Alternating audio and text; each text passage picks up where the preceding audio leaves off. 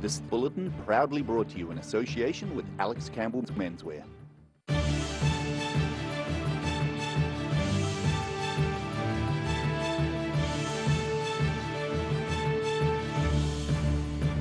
Tonight on the South Today, Ukrainians in Dunedin hold a rally calling for peace.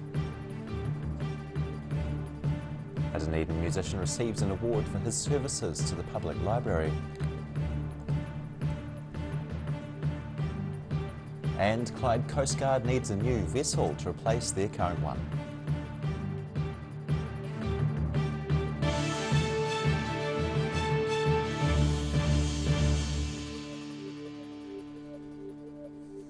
Tēnā koutou katoa, kia ora, I'm Simon Anderson. New Zealand-based Ukrainians are holding rallies in the main centres at noon tomorrow. Russian President Vladimir Putin ordered troops into Ukraine after months of them massing on the borders.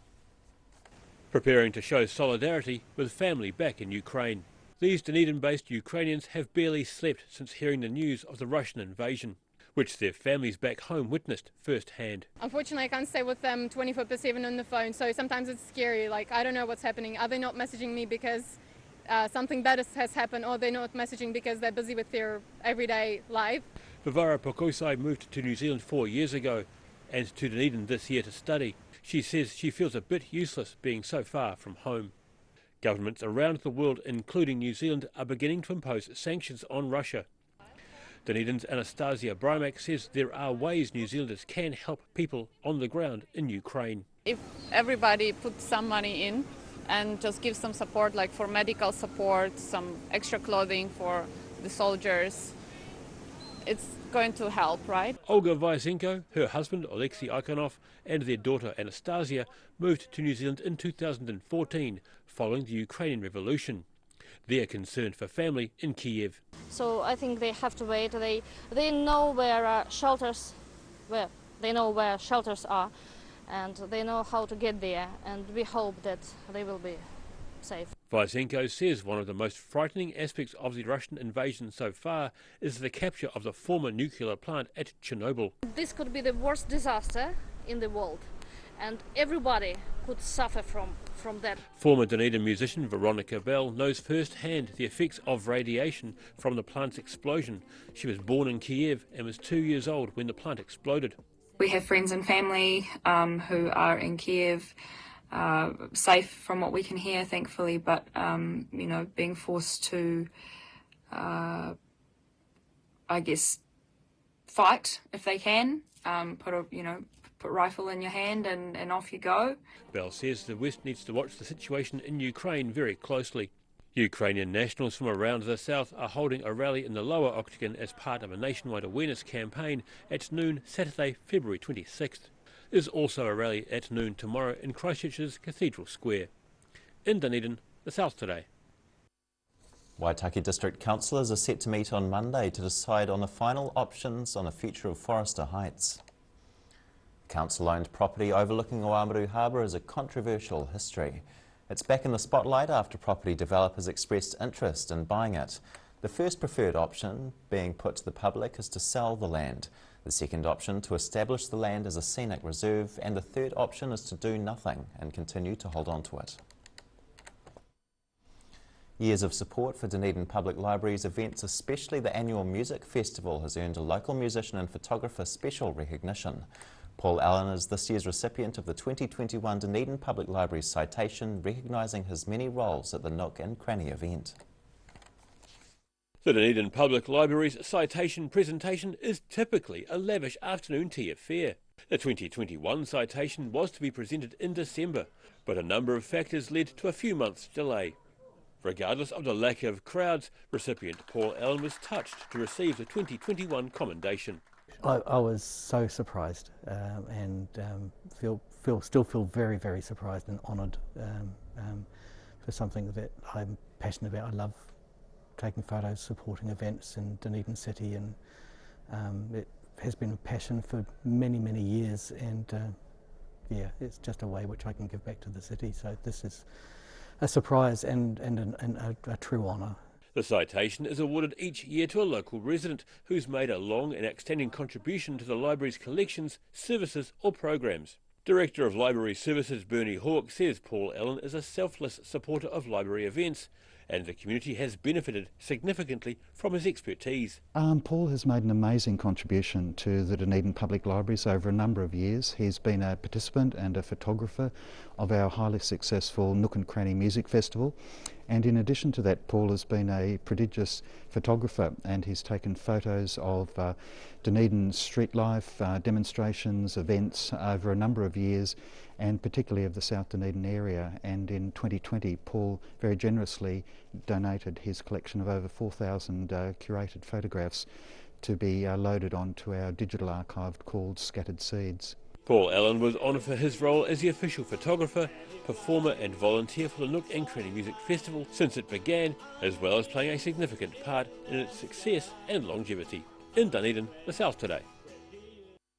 A COVID-positive person was arrested after smashing glass and verbally abusing police last night. Police say a male from Castle Street address was arrested and later released with formal warnings for disorder and possession of drugs after some MDMA was found on him. All police staff attending were wearing appropriate PPE. It's a big mission for a small team, but Coast Guard Clyde is up to the challenge.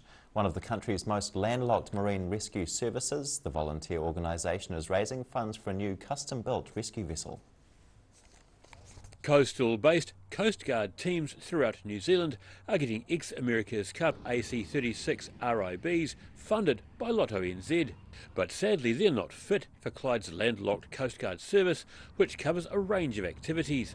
Well, just before Christmas, the alarms went off and they haven't stopped from being middle of November right the way through to just the other day. It's been a very busy season. The cycle trail has contributed to some of it. I'm sure COVID has something to do with people's mental health and all that sort of thing. The Coast Guard's current boat was donated by the team in Sumner in 2006. Coast Guard Clyde President James Robinson says their work is as diverse as the patch they operate in. Crew member Barry Willis says the operation is staffed by professional volunteers and they're hopeful for a newer vessel. Basically, our boat is the oldest one on the fleet at this point in time. It's done us very well, but it is getting dated and it does have restrictions in terms of, our rescue capability. So from that point of view, we really need a new boat. Wills says they need a jet boat which will carry enough people to carry a stretcher. The organisation is looking to raise between $300,000 and $500,000 for a new rescue vehicle, trailer and four-wheel drive vehicle. And as they don't qualify for an America's Cup cast-off, the members have set up a Give a Little page. In Central Otago, the South Today. Whākene is still to come on the South Today. Central Otago vineyards anticipate an approaching harvest and the hunt for a possibly extinct South Island bird gets serious. See you soon.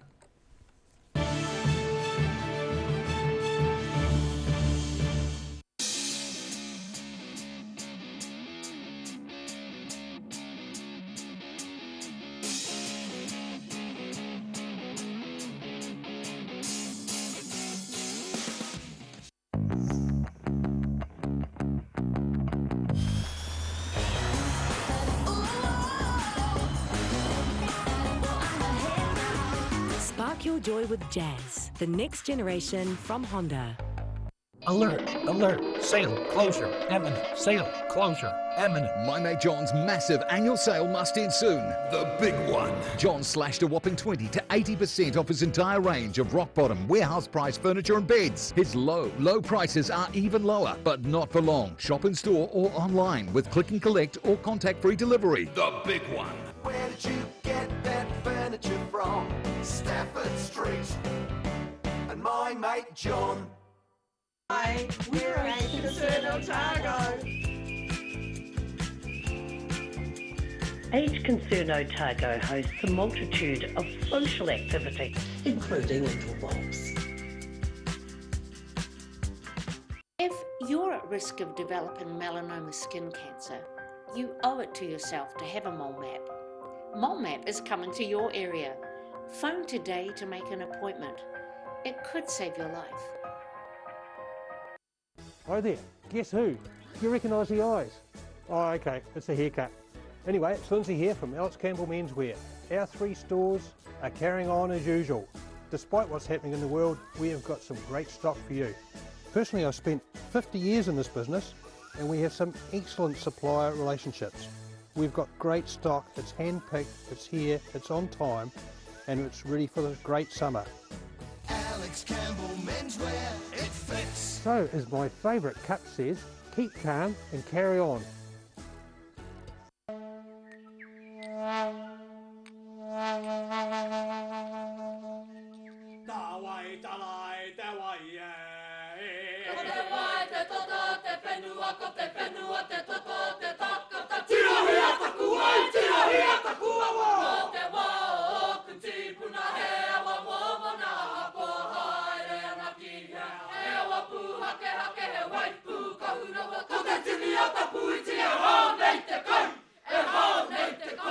A poorly maintained heat pump can lose up to 35% of its output. The Mr. Heat Pump Cleaner team are experts. Their specially developed chemical wash is totally biodegradable. Call Mr. Heat Pump Cleaner and get the job done by the professionals. Every day the team at Gillian supports grieving families at their time of need, from answering your questions to organising a farewell that reflects the wishes of your loved one. We can help. Call Gillian's today.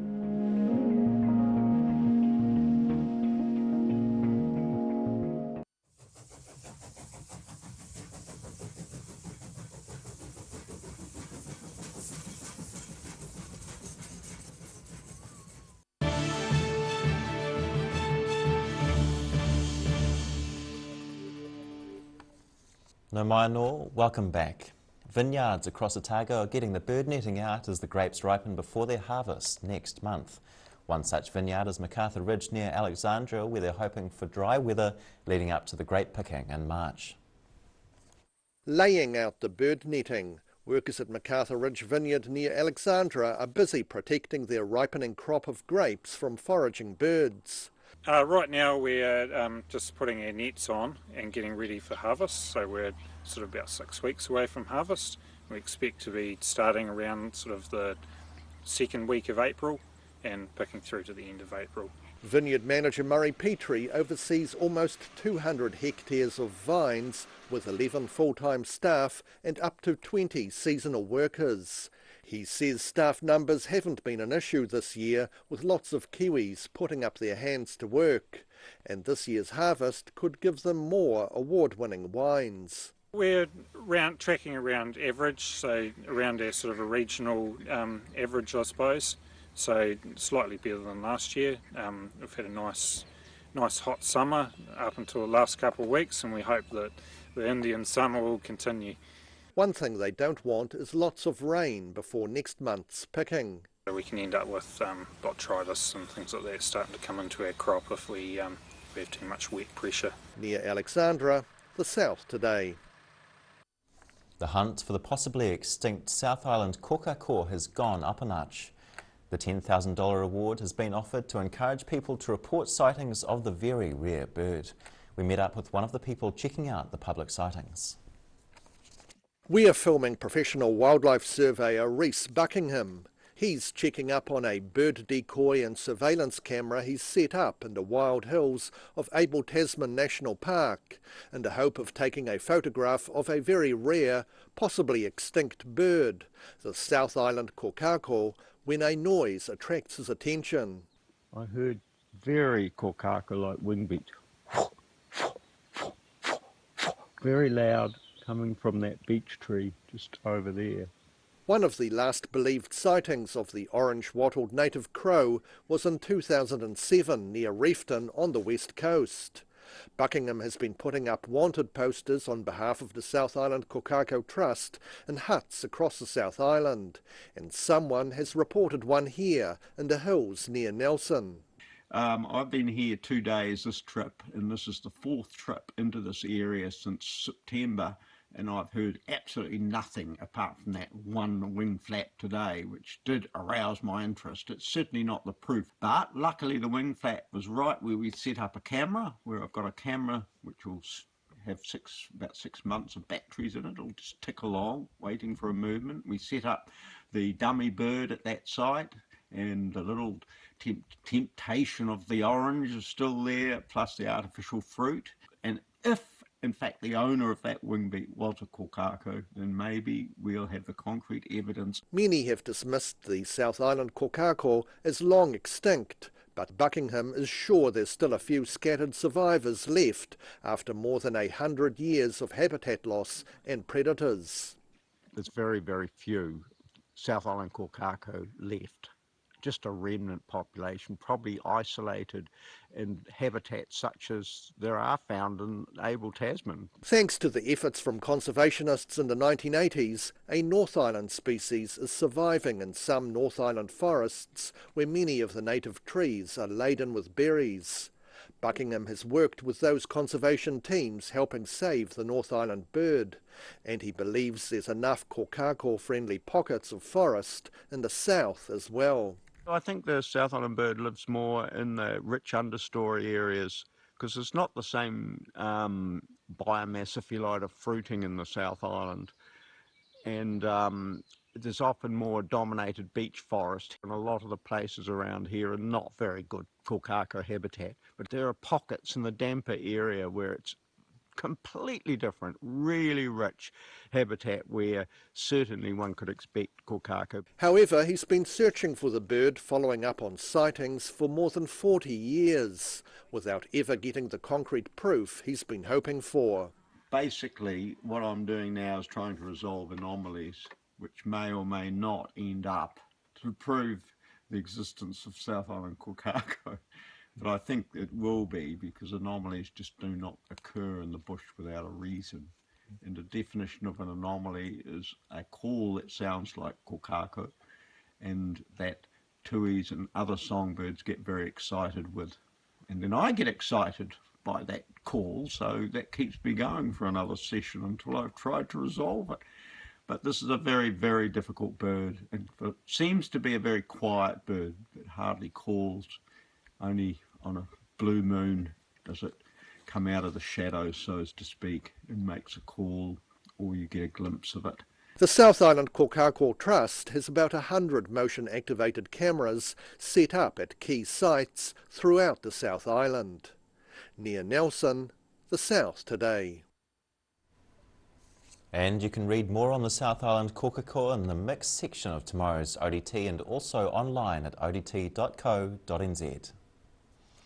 After the break on the South Today, the Highlanders prepare to face the Crusaders at an empty Forsyth bar, and we have your weekend's weather. Hei koko ake nei.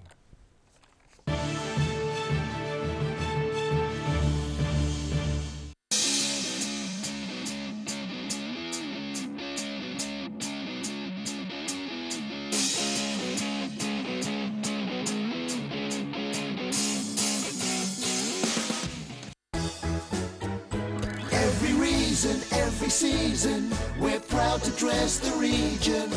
Alex Campbell Menswear, it fits.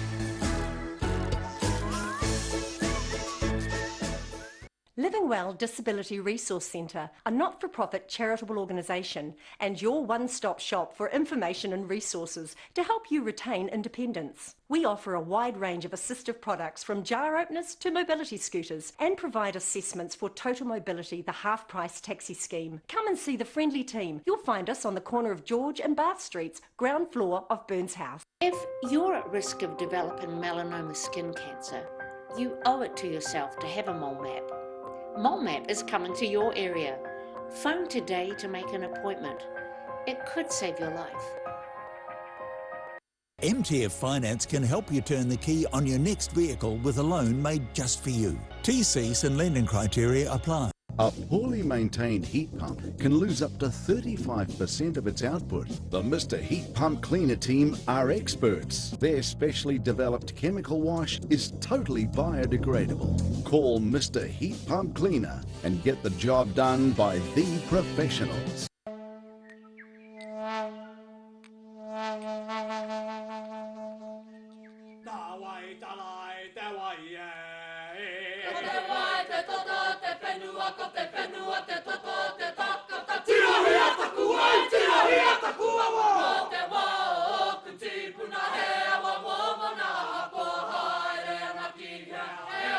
Hake hake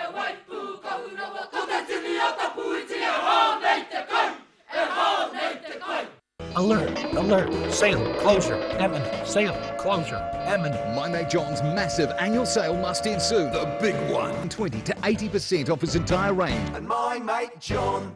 Hi, my name's Matt and I'm the Dines Group CEO. Dines is a company that's focused on selling logistics solutions to its customers. We're passionate about selling efficiency and we've been selling efficiency for over 50 years now.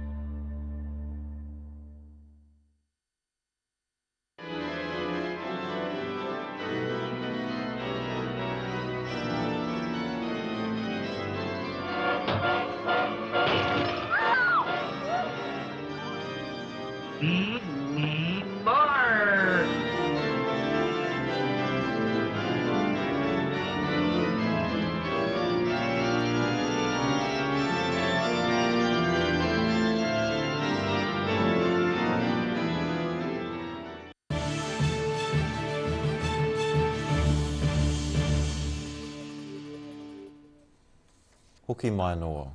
The Highlanders are set to face off against the Crusaders at Dunedin's Forsyth Bar Stadium tonight.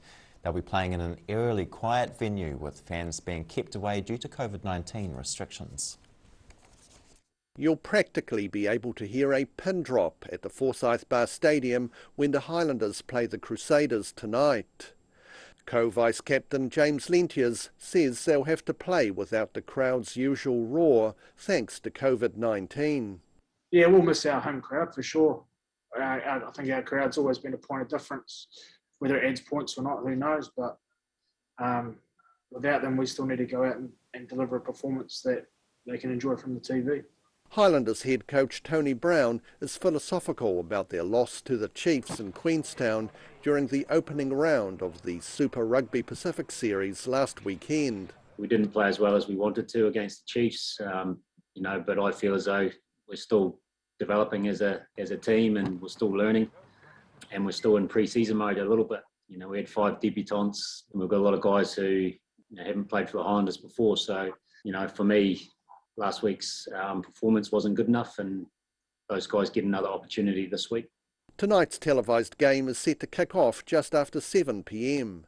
In Dunedin, the South Today. And now recapping tonight's top stories on the South Today.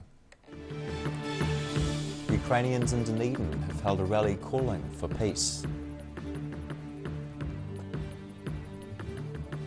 A Dunedin musician has received an award for his services to the public library. And Clyde Coast Guard needs a new vessel to replace their current one.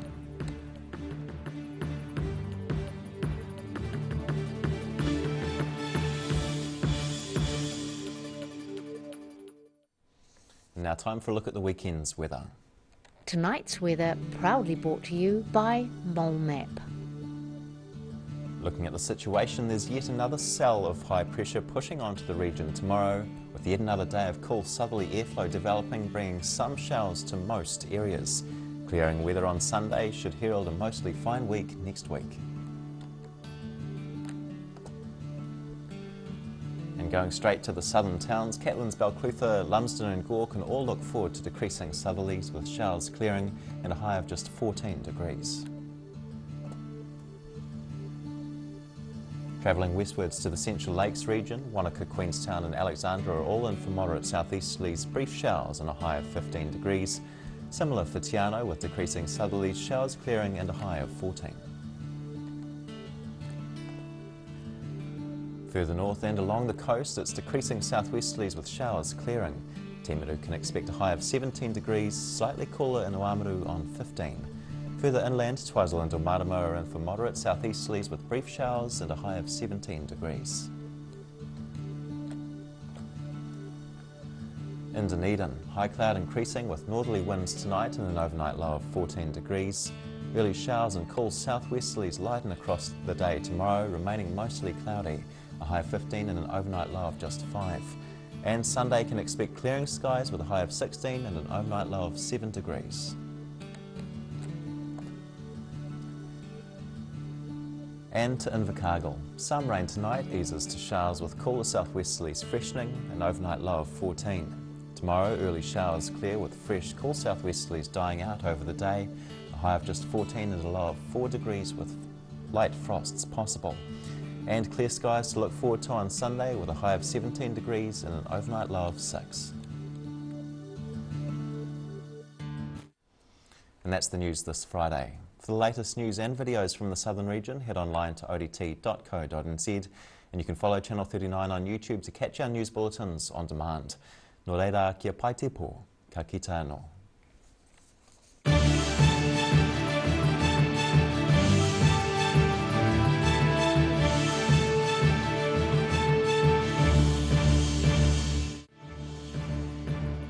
This bulletin proudly brought to you in association with Alex Campbell's Menswear.